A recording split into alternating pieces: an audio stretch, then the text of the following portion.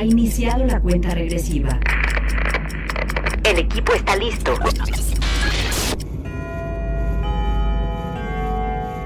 Cronómetro 2020.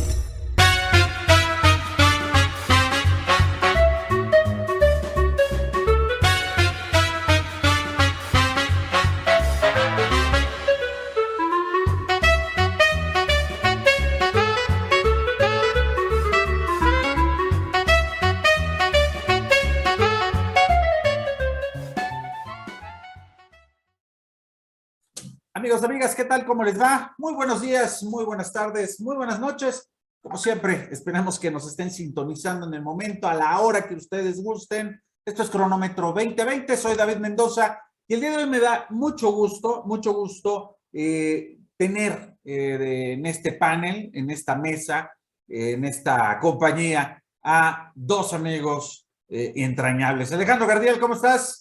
Muy bien, buenas noches. Como siempre, gracias por la invitación y como siempre, contento, listo y dispuesto. Perfecto, mi querido Alejandro Cardiel. Y por supuesto, Edgar Valenzuela. ¿Cómo estás, Edgar? David, Alejandro, ¿cómo están? Encantado de saludarlos, al igual que nuestro auditorio. Oigan, pues vámonos de una vez a lo que nos toca. Mucho se ha hablado que desde que inició este gobierno del presidente Andrés Manuel López Obrador a la presidencia, en un periodo que va a recorrer del 2018 hasta el 2024, bueno, pues este gobierno de pronto se ha sentido atacado, se ha sentido que lo están boicoteando, que las fuerzas oscuras del neoliberalismo, de los grupos empresariales, de la derecha, de los grupos extranjeros, el viejo régimen, las transnacionales, las mujeres, inclusive los papás de los niños o que tienen niños con padecimientos de algunas enfermedades crónicas o con cáncer, están tratando de derribar pues prácticamente lo que es a este gobierno, denominado obviamente por el mismo presidente como el gobierno de la Cuarta Transformación. Una transformación que inicia en la independencia, si bien creo, ustedes me dirán, una segunda transformación que se da en la época de Benito Juárez, la guerra de reforma, la lucha en contra del imperio, el segundo imperio de Maximiliano, la República restaurada, una tercera transformación que se da en la Revolución Mexicana y finalmente algo que denomina el presidente López Obrador como esta cuarta transformación que viene a hacer a un lado pues todo este modelo, todo este proceso de características de libre mercado, de globalización y por supuesto el famoso ya conocido y reconocido modelo neoliberal. Muchachos, ¿estamos verdaderamente frente a un movimiento que esté tratando de desestabilizar al gobierno? Edgar Valenzuela, a ver, vamos a empezarle. Mira, sinceramente, a ver, primero vamos a intentar poner en contexto estos señalamientos, ¿no? De golpe blando, le llama algunos de los intelectuales cercanos al gobierno de la Cuarta Transformación. Oye, intelectuales que luego son como caricaturistas de un periódico muy conocido, ¿no? Que además es Rafael Barajas, es el dirigente de la Escuela Nacional de Formación Política de Morena. Claro. O sea, digo, para ponerlo en contexto. Sí, para ponerlo en contexto. El señalamiento se basa en una teoría desarrollada por un académico llamado Gene Sharp, cuyo libro se dice que se utiliza como base para promover cambios de régimen. Y hay quien lo coloca a este modelo ideado por Gene Sharp como la base que se utilizó para derrocar gobiernos como el ucraniano en 2014 y otros movimientos del estilo, de estas llamadas revoluciones de colores que se dieron en la primera década del actual siglo y algunos otros en la segunda. Entonces, digo, para poner en contexto, esta es la base teórica que algunas personas mencionan. Se está utilizando ese mismo modelo para intentar derrocar al gobierno de la Cuarta Transformación. Desde mi punto de derrocar, esas son las palabras que utilizan, algunos otros minar y demás, pero sí se ha llegado a utilizar este término de derrocar, ¿no? De echar abajo el gobierno de la Cuarta Transformación. Desde mi humilde entender, esta óptica parte de una lectura incorrecta de la teoría de Gene Sharp. Yo no veo un golpe blando contra el presidente López Obrador. Lo que sí veo son las viejas estructuras, las redes de interés, los grupos de poder que estaban ya muy enquistados en torno al Estado mexicano y su presupuesto. Se gestaron durante 3 décadas y que no han terminado de desaparecer ni de hacerse a un lado. Entonces, lo que estamos viendo es un choque entre el nuevo régimen que todavía no termina de nacer, de configurarse, y el viejo régimen que todavía no termina de morir ni de salir completamente del Estado. Hay empresarios, obviamente, ya muy claramente identificados, porque ellos mismos así se asumen, que son contrarios a la política del presidente López Obrador, con Claudio X González a la cabeza, el dueño de Kimberly Clark, con el dueño de FEMSA en Nuevo León, con otra serie de empresarios que han sido muy adversos históricamente, no nada más desde 2018, sí, desde la primera campaña desde la primera campaña de López Obrador, por allá de 2006, ellos fueron quienes financiaron esta guerra sucia del peligro para México, López Obrador, el peligro para México. Oye, entonces, para ponerlo en contexto y que se entienda que estos empresarios que antes eran pues muy cercanos y obtenían mucho dinero a través de del tráfico de influencias, que amasaron grandes fortunas, incluso con la condonación de impuestos, ellos son los que están reaccionando y están financiando a muchas campañas mediáticas adversas al gobierno, ante, también hay que decirlo, la incapacidad de la oposición política de plantar cara y un proyecto alternativo al que está desarrollando el presidente López Obrador. Justo en este sentido, Edgar, y yo creo que diste una explicación muy amplia al respecto de quiénes son y cómo podemos ubicar a estos personajes que están fuera del rango de simpatía, ¿no? Obviamente de la acción de la famosa Cuarta Transformación. Oye, Alejandro Cardiel, pero nos falta el villano de villanos. Felipe Calderón, nos falta el prianismo o este concepto que se ha planteado en este sentido y que de pronto ahí, si me permites, para empezar a polemizar un poquito, Alejandro, sí. Curiosamente es la misma clase política de la cual hoy en día algunos sectores de la Cuarta Transformación se han alimentado. Unos se han salido, otros se mantienen, pero parece ser que son parte de esa misma nomenclatura, ¿no, Alejandro Cardiel? Fíjate que algo que me llama mucho la atención es luego las críticas que le hacen al presidente, ¿no?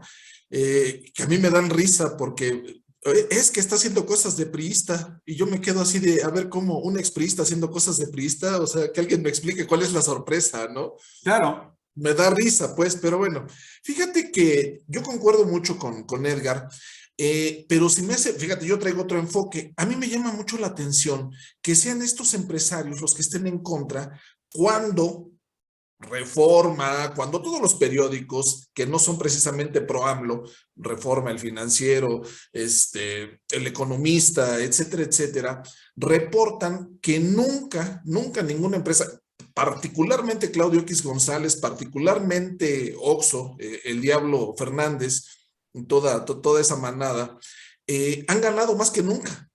más que nunca, que en cualquier sexenio. Han hecho más dinero que en cualquier sexenio y sin embargo siguen detestando a Andrés Manuel. Ahí yo noto una situación de clasismo, racismo, hasta, ¿cómo le llaman a esto del tono de la piel? Pues sí, la pigmentocracia. Una situación... Xenofobia también, yo creo que sí, sí, hay una cuestión muy fuerte ahí. Muy fuerte y muy curiosa porque no es que no estén ganando. Sí es cierto que antes se beneficiaron de la condonación de impuestos, sí es cierto toda esta parte, todo este análisis que hace Edgar, pero también es cierto que lo que perdieron por un lado lo están ganando por otro.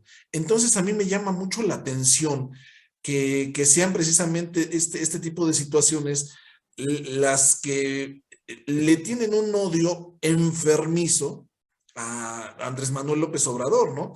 Por el hecho, ¿no? Empezándole, ¿no? Porque le llaman López. Entonces ya desde ahí ya es una situación de risa loca, ¿no? El señor López. Pero bueno, fíjate que a mí lo que más me llama la atención de todo esto, de esta parte del odio tan exacerbado que tienen, es que siguen sosteniendo, yo lo he venido mencionando en otros foros, siguen sosteniendo que no se ha hecho nada. Y eso a mí me parece muy peligroso porque o están ciegos, o piensan que somos tontos, o se pasan de tontos, o yo no sé, ¿no? Ahí hay una situación muy extraña. A mí me gustaría mencionar rapidísimo, porque sé que aquí el tiempo siempre nos apremia, me gustaría mencionar rapidísimo algunos de los logros que a mí me parecen fundamentales de esta llamada por Andrés Manuel López Obrador, Cuarta Transformación. Abuelo de pájaro. Eliminación del foro presidencial, eliminación del Estado Mayor Presidencial, eliminación de la partida secreta, eliminación de las pensiones a los expresidentes, reducción de salarios a los expresidentes, eliminación de seguro de gastos médicos mayores a los diputados, a todos los legisladores, incluso tengo entendido que a los magistrados, y se cancelaron todos los seguros de gastos. A la burocracia dorada. A toda la burocracia.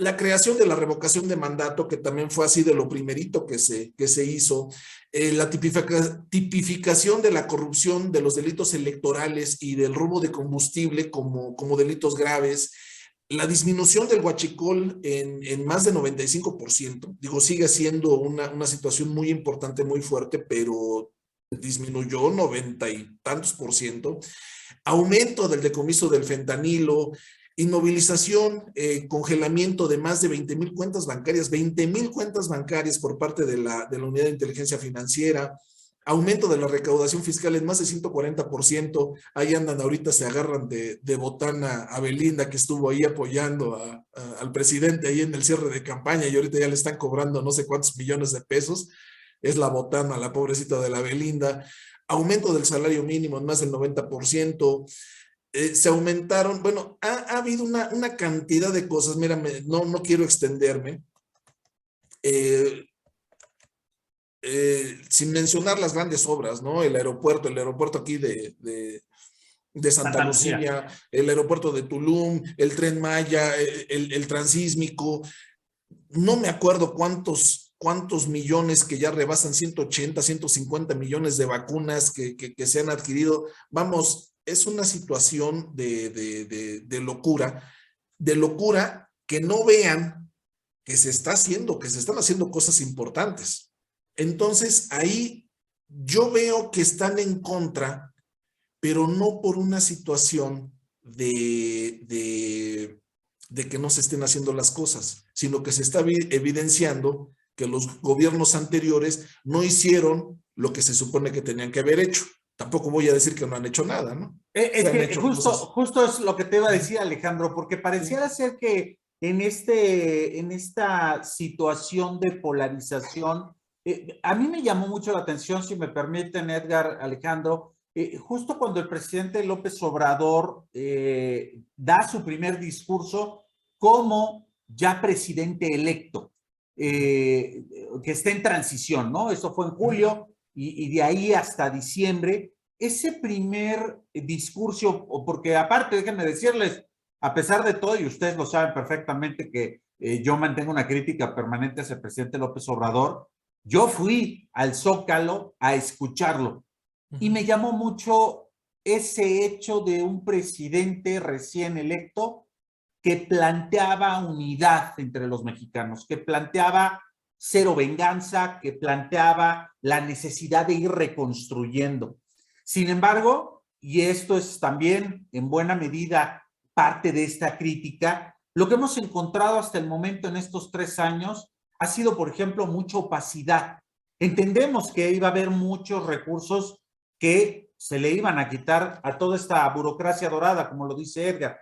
Sin embargo, encontramos también asignaciones directas, investigaciones que de alguna forma planteaban que pues, ponían una dirección y resulta ser que en esa dirección era una vecindad y de la noche a la mañana se había convertido en proveedora del nuevo aeropuerto.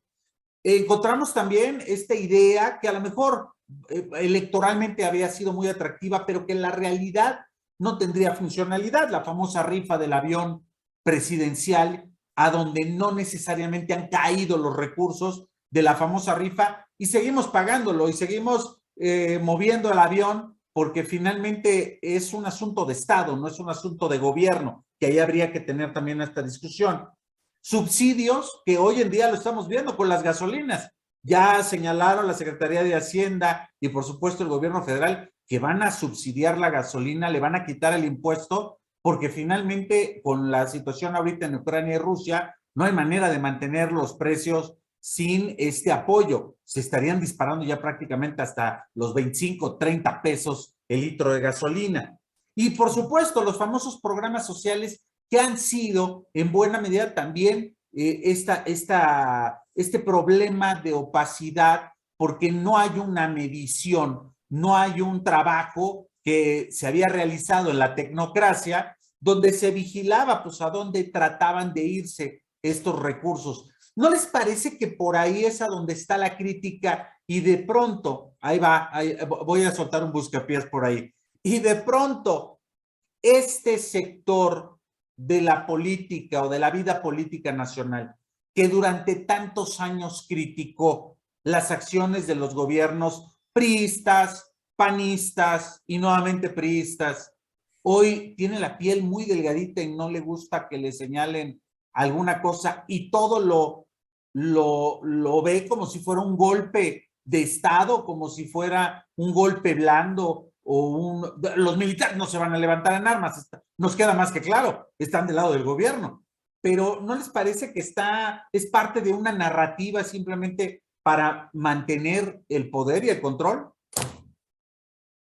Pues, perdón Alejandro, ya Adelante. tomé la palabra. Mira, como te había mencionado en la primera ocasión, parte de una narrativa o de una lectura inexacta del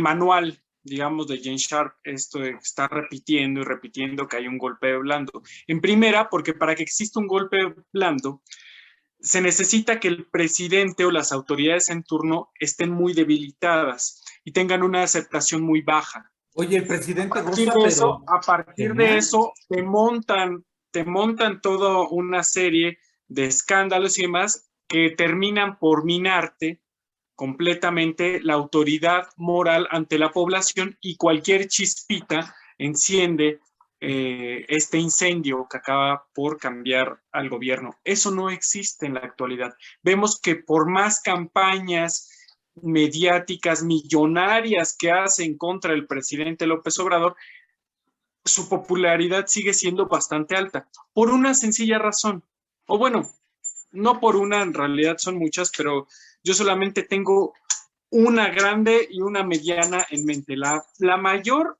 que entiende la gente es que el contexto ha sido bastante adverso, el del presidente López Obrador, porque el primer año que entra el 2019 tenemos recesión económica mundial, para aquellos también que están, se la pasan achacando y hablando, que los resultados económicos han sido desastrosos y demás, pues sí, ¿no? hay que tenerlo en contexto, porque les encanta hablar de la globalización, que estamos interconectados y demás, pero no ven lo que sucede en el mundo, solamente quieren estarse viendo el ombligo cuando les conviene. Entonces, en el 2019 hubo una recesión económica global.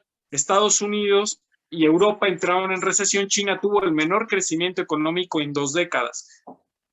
2020 viene la pandemia, de la cual todavía no hemos terminado de salir, por cierto. Sí, claro. A pesar de todos los esfuerzos que bien mencionó Alejandro en la compra de vacunas y de insumos médicos, en momentos en los que gran parte del mundo en desarrollo no tenía ni una sola vacuna.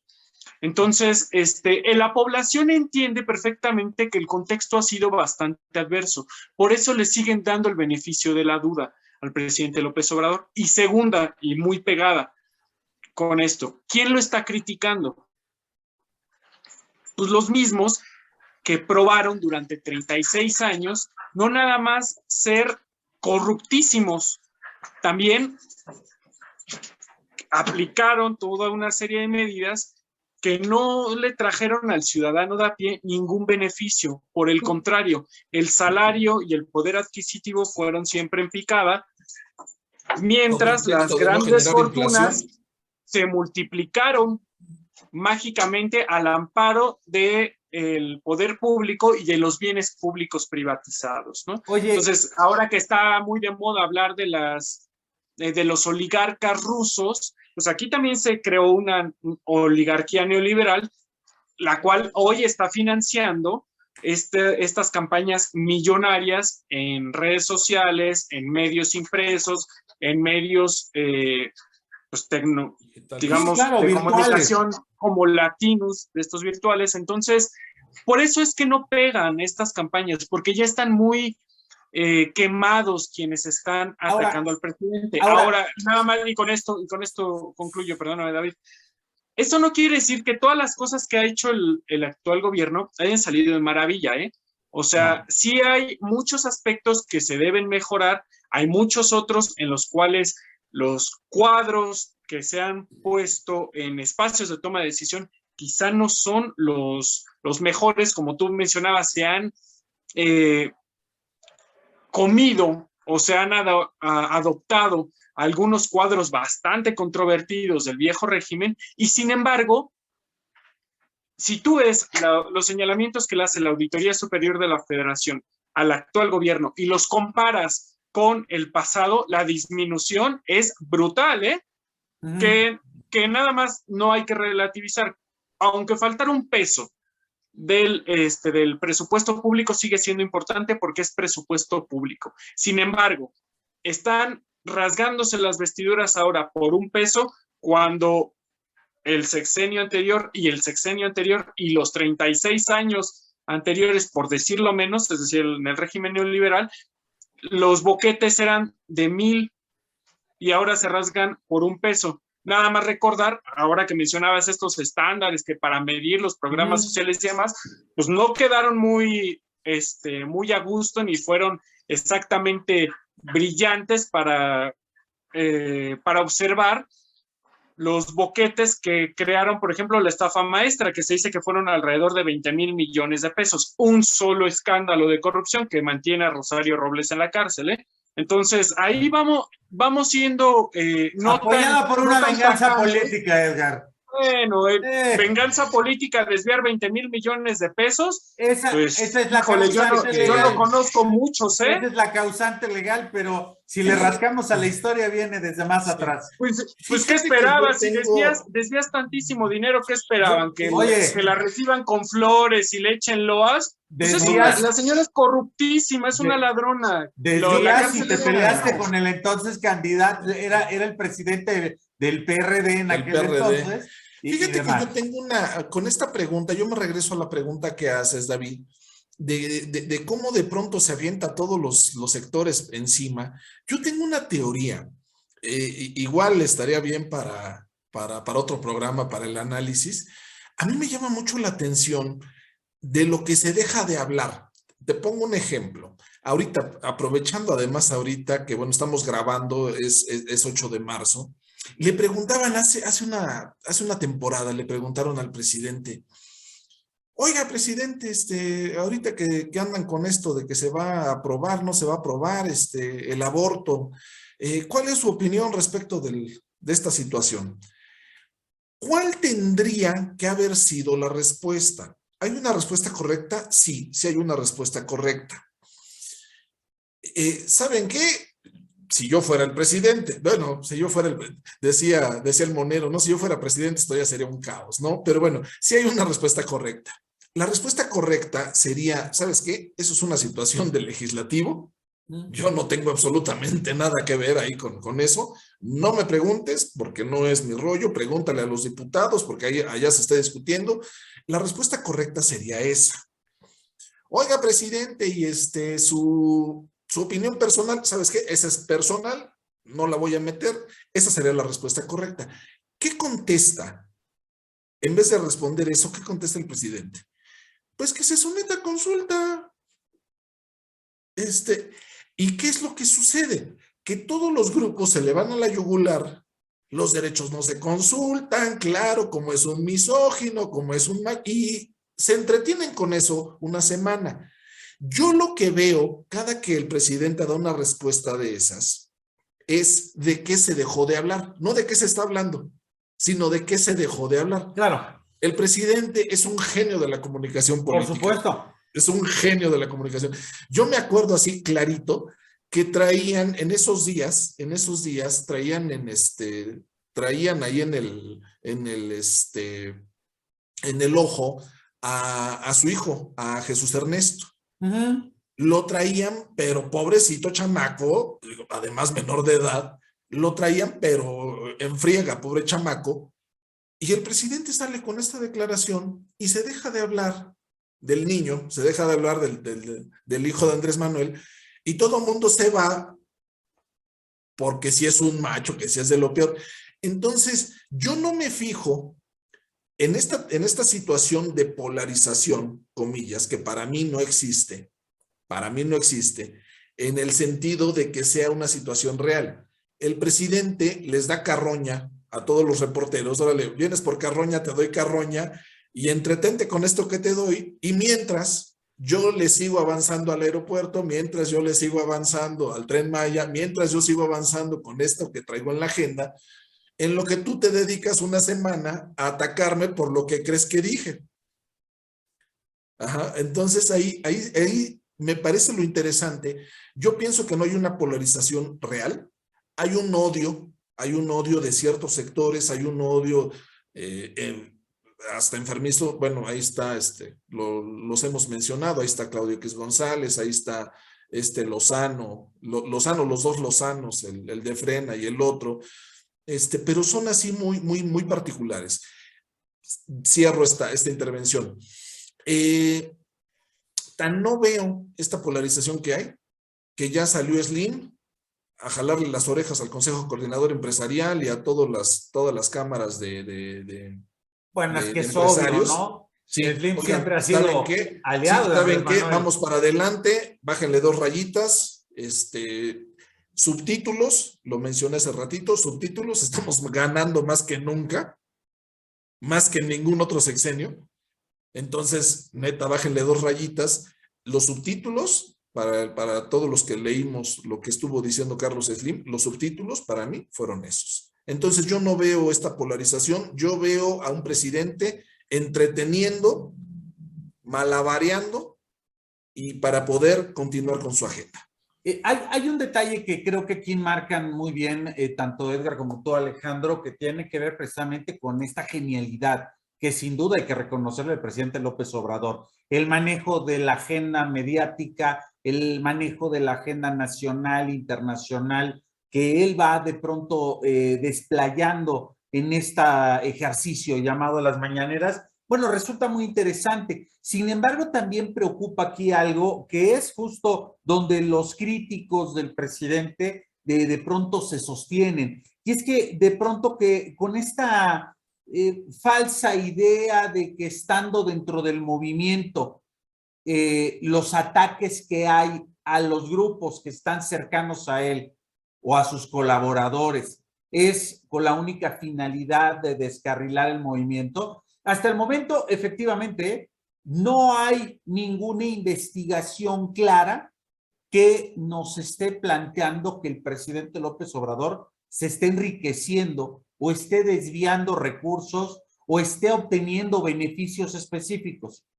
Pero sí, entre los primeros, por ejemplo, Manuel Bartlett, con esa investigación donde le descubrieron muchas casas y donde después el ahora director de la Comisión Federal de Electricidad, pues hasta desconoció a su esposa, ¿no? Que no es su esposa, era su concubina y demás. Después, ¿qué tal Armando Guadiana también? Aquel senador que pues era uno de los benefactores en el asunto de la venta de carbón, pues para ponerlo a disposición de la Comisión Federal de Electricidad. ¿O qué tal el caso de Félix Salgado Macedonio, señalado por una violación en el estado de Guerrero, y el presidente con esa insistencia de decir, no es cierto, no es cierto, no es cierto, y finalmente enfrentándose, como bien lo dices, a un movimiento feminista que planteaba la necesidad de que simplemente fuera otra persona y no Félix Salgado Macedonio? Finalmente lo que tenemos aquí es, perdón, un estilo maximato. Inclusive hoy en día el senador pidió permiso para dedicarse libremente a mover el asunto de la revocación de mandato. El caso del fiscal Hertz Manero, donde aprovecha su condición de funcionario y de fiscal general de la República para meter mano a un caso particular. Y así, bueno, pues ahí tenemos a los hermanos Pío, a los hermanos recibiendo dinero que eran aportaciones, o a los hijos, pero nada le toca al presidente, ¿eh? Sí, entiendo por dónde vas, David, pero fíjate que ahí lo que me llama mucho la atención es que todo lo quieren conectar para arriba. Lo que haga el fiscal es que el presidente lo dijo, Alejandro. El presidente dijo, cualquier tranza, cualquier situación de corrupción, el que sabe es el presidente. Y lo que ha hecho el presidente es justificar las acciones de sus allegados. Lo que yo veo es que tratan de conectar la corrupción hacia arriba. Si Bartlett es corrupto, que lo avienten a los leones, ¿eh? Si Salgado es corrupto, que lo avienten a los leones. Pero lo no mismo ha pasado. con Guadiana. Lo mismo, fíjate, ahorita yo el que veo con mucha más, con una situación bien peligrosa es precisamente al fiscal Hertz, que debería por decencia, debería de presentar su renuncia.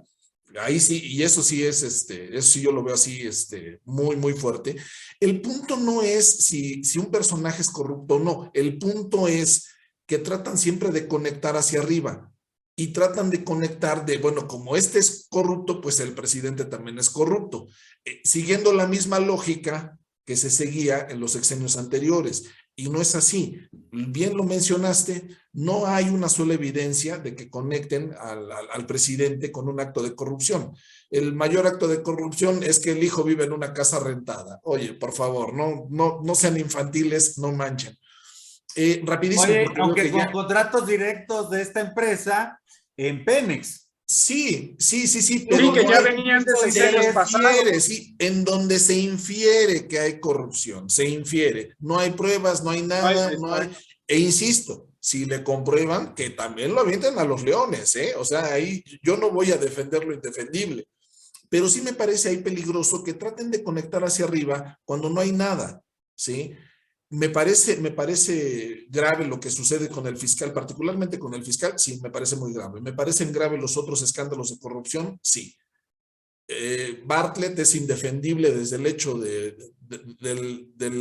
la caída del sistema. Desde 1988. Sí, para mí ahorita se ha reivindicado mucho en los foros de la reforma energética. Mis respetos para Manuel Bartlett, pero lo mismo. Tiene actos de corrupción, aviéntenselo a los leones. El punto, como siempre, mi querido Alejandro, pues tiene que ver con que justo son estos fusibles, y lo hemos entendido y lo hemos vivido en otros sexenios. Es un fusible que es el que recibe el trancazo, y cuando ya no sirve, se quema, lo cambias y punto. Aquí lo que llama la atención es precisamente cómo el presidente sale a defender estos fusibles y los mantiene porque son parte de su transformación. Edgar Valenzuela, se nos está acabando el tiempo. A ver, nada más, ¿cuál es la dinámica que se ha manejado en todos estos escándalos que mencionaste y los que hacía mención Alejandro?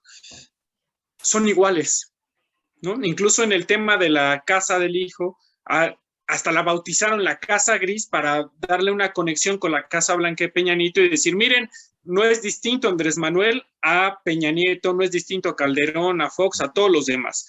Entonces, en esa dinámica es que se han topado siempre con pared, porque además la mayor parte de los escándalos de corrupción no ha cuajado porque les hace falta densidad. A ver, yo no voy a defender a Manuel Bartlett, como bien lo mencionaba Alejandro, es indefendible, su trayectoria habla por sí misma, más allá de lo que haya hecho desde 2008 en la defensa del sistema petroeléctrico nacional, vale la pena resaltarlo, ¿no? Pero bueno, yo no defiendo a Bartlett, pero ¿cuál fue la falta de conjunción o la falta de densidad en el reportaje que se le mencionaba? Que no era nada relacionado con este sexenio, venía de tiempo atrás. Claro. ¿Qué pasó con el hijo de Andrés Manuel? La casa y demás, no se comprobó absolutamente nada ilegal. Es que la casa pertenece a una empresa que es contratista de Pemex, cuyos contratos venían de sexenios pasados y se le dio un mayor dinero se le pagó más en esta administración porque los servicios que presta Pemex fueron mayores, pero no hubo una relación directa de tráfico de influencias. No se comprobó, todo se infiere. En el caso de Félix Salgado Macedonio, también es un poquito más complejo, pero ¿dónde está la denuncia por acoso sexual? Yo no defiendo a Félix Salgado Macedonio, Y por una cosa de esas menos. Bueno, oye, Edgar, propia historia, pero ¿dónde está la denuncia? Pero la desestimaron. ¿Dónde está? ¿Dónde están las denunciantes? ¿Dónde está esa cuestión como tan bomba que le hacían? Ese es el tema, que parecía más un escándalo de tinte político para descarrilar su candidatura, que en realidad fue que algo más aterrizado en la realidad. No, reitero, yo no defiendo a ninguno de estos personajes, no voy a meter las manos por nadie, pero sí hay que hablar de profundidad en los temas. Entonces, lo único en lo que han fracasado es en esta estrategia de querer igualar a Andrés Manuel y a la Cuarta Transformación con el pasado. ¿Y eso a qué va? Es igual a nosotros, entonces elige entre como dice el dicho, ¿no? Entre el malo por conocer y... Más vale malo por conocido que bueno por conocer. Sí. Entonces, para nosotros, que ya sabes que somos hipercorruptos, pero ya nos conoces. Sí, tenemos un minuto, creo, sí. Yo cierro rapidísimo, así con un comentario. Fíjate que los ataques que sí han tenido un poquito más de sustancia son precisamente a Bartlett. Hubo hay dos programas, todavía están en Netflix, uno sobre Manuel Buendía, en donde mencionan particularmente no por nada no viaja a Estados Unidos. Sí, ojo ahí con eso. El de Manuel Buendía y la de Narcos con el Kiki Camarena. Entonces, eso sí, totalmente demoledor en contra de Bartlett, pero últimamente ha hecho un papel excepcional. Oigan, amigos, creo que la plática, como siempre, se empieza a poner muy buena, ya que vamos a cerrar, pero yo les diría, entonces, rápidamente, en segundos, ¿la Cuarta Transformación va y se va a consolidar para este 2024 o será un proyecto a largo plazo? Edgar Valenzuela. Yo sí lo veo, pero ojo con el síndrome Brasil, para el siguiente gobierno. Que no se crean que las victorias son eternas y que todos los derrotados van a ser para siempre. Ojo. Pero yo sí veo que trasciende este sexenio. Yo también veo que trasciende, yo también veo que se va a consolidar. Viene la revocación de mandato, a ver cómo le va ahí al presidente. Puede ponerse bastante interesante todo esto. Vamos a medir y vamos a seguir viendo precisamente cómo el presidente maneja magistralmente la comunicación desde sus mañaneras y cómo va también planteando agenda. Oigan, la verdad es que ya nos debíamos este programa, en este espacio Cronómetro 2020, siempre nos gusta esta pluralidad, obviamente analizar las cosas como son, y creo que lo hemos cumplido muy bien. Edgar Valenzuela, Alejandro Cardiel. Amigos, amigas, se despide de ustedes David Mendoza. Nos vemos para el próximo Cronómetro 2020. Hasta luego. Buenas noches. Bye. Ha iniciado la cuenta regresiva. El equipo está listo.